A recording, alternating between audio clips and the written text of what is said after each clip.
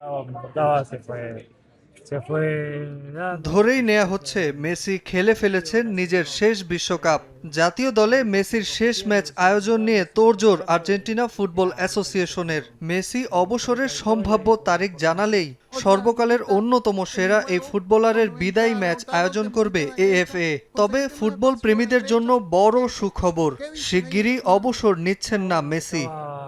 Estaba কদিন chiquito. আগে ৯ বছর বয়সী ছোট্ট শিশুর চুক্তিপত্র বানিয়ে লিওনেল স্ক্যালোনিকে ২০৩০ বিশ্বকাপ পর্যন্ত কোচ হিসেবে দায়িত্ব চালিয়ে যাওয়ার অনুরোধের ঘটনা বেশ আলোচিত হয়েছে।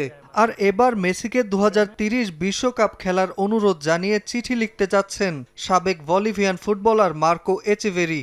ওই অনুরোধপত্রে অন্তত ১ লাখ গণস্বাক্ষর সংগ্রহের কথাও জানিয়েছেন।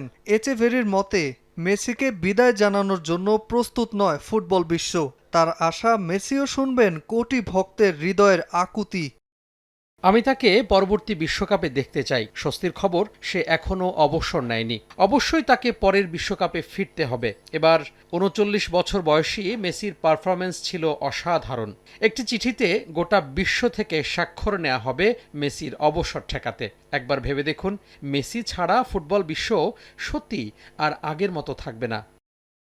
তবে মেসি ছাড়া আর্জেন্টিনা শূন্য, এমনটাও মানতে নারাজ বলিভিয়ান সাবেক এই footballer. Back to back final খেলা আর আর্জেন্টিনার সাম্প্রতিক সব অর্জনে দলের বাকিদেরও ভূমিকা আছে বলে মনে করেন তিনি। লিওনেল স্ক্যালোনি অসাধারণ কোচ। আর্জেন্টিনা সবসময় দারুণ দল, তাদের খেলা সবাইকে আনন্দ দেয়। আমি এই দলকে বিশ্বাস করি, কঠিন সময় পার করে শিগগিরই তারা কোনো না কোনোভাবে জয়ে ফিরবেই। বিশ্বকাপের হতাশা কাটিয়ে মেসি ফিরেছেন ক্লাবে। ইন্টার মায়ামিতে যোগ দিয়ে অনুশীলনও করেছেন।